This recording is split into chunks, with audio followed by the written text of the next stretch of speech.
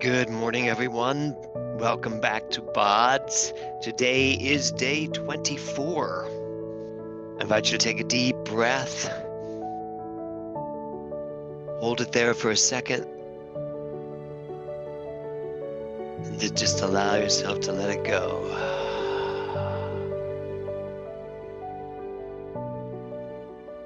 Day 24.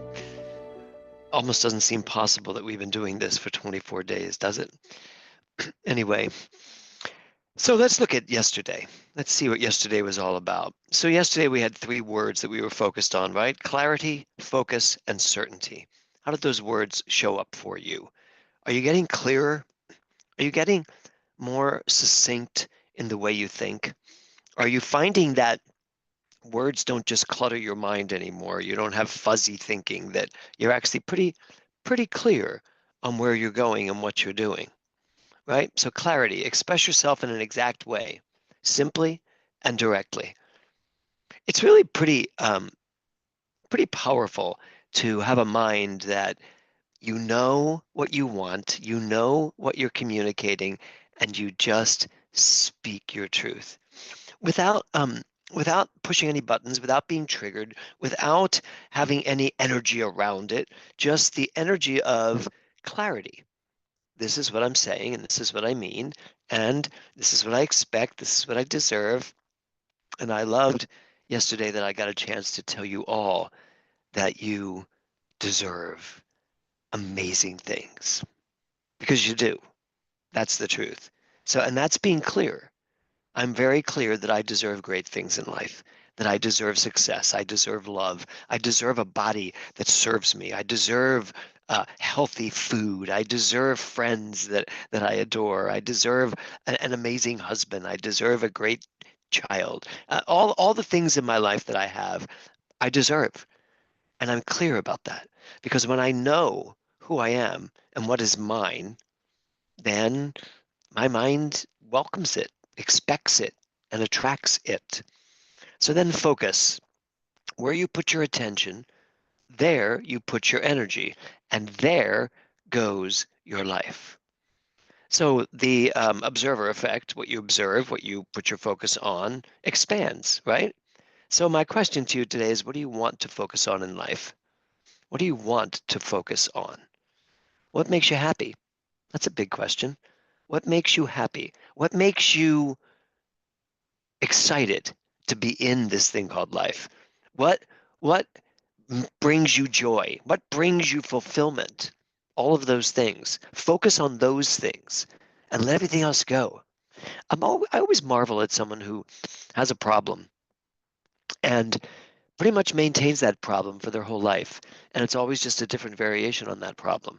And it's like, could you maybe focus on something else? Because what you're focusing on is what you're attracting more of. What you focus on expands. So, what do you want to expand in your life? What do you want to focus on in your life? So, being clear about who you are and what you deserve, and then focusing only on those things that are yours to focus on. And then certainty. What do you know without argument? What do you absolutely know? What in you, what idea, what understanding is so clear to you that you don't even have to argue about it. You don't even have to argue it in your mind. You don't have to fight for it. You just know it. What is that? Well, I'd like to suggest that it's what I said earlier, that you deserve a great life, that you deserve to live in a body that serves you, and that your body's there to serve you. And your body is the servant of your mind. So it's your mind that I'm really focused on this whole time. What the mind conceives, the universe achieves. So, what do you know without argument in your mind? And then, whatever you have doubt about, whatever you're not certain, where you have uncertainty and where you don't seem to be able to focus, then you got to ask yourself, where's this coming from? Where's the doubt coming from? Where's my uncertainty coming from? What's going on in there? And again, what is this work? It's all about going in there and finding those core beliefs, whatever they are. whatever is still hanging out in the subconscious of your mind that is still driving a boat that you don't want to go swimming in that direction. I don't know why I said boat or swimming, but it came to me, probably because I'm looking right out at the East River. So there we go. Clarity, focus, and certainty. So here's a question. How easy is it for me to start with certainty and slip into mixed messages? Because here's the thing. I'm certain, but my mind is a fluid thing. So how easy is it for you to start out knowing exactly what you want, to focus only on that, and then somewhere along the line to just drift into a mixed message? Because we live in a world. That's a sentence. We live in a world. And in that world, everybody has an opinion. Everybody has something that they're saying. Everybody has their own take on things.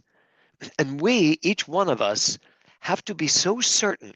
That's where certainty really comes into play. We have to be so certain of what we know. And I don't mean we have to be unbendable, because there's so much more to know in this vast quantum field, right?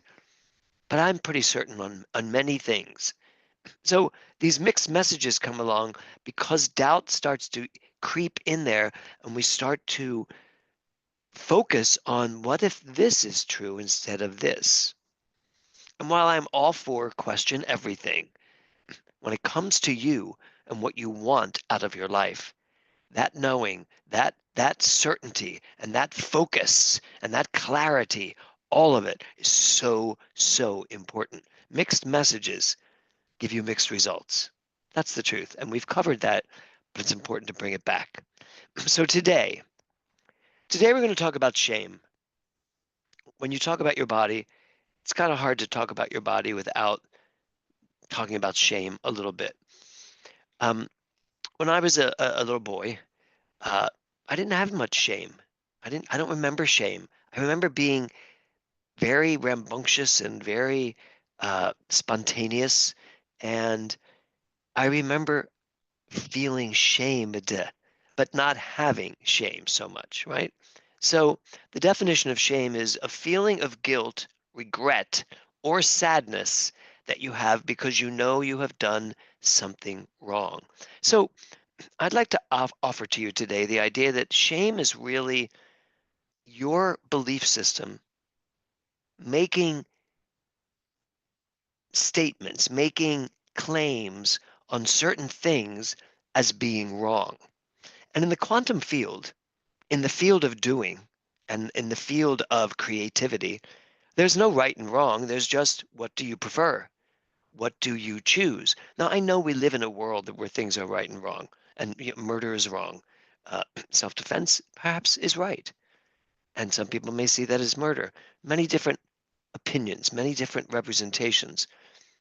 But I really want you to take a look at where shame shows up in your life and question it and ask yourself, why do I feel this?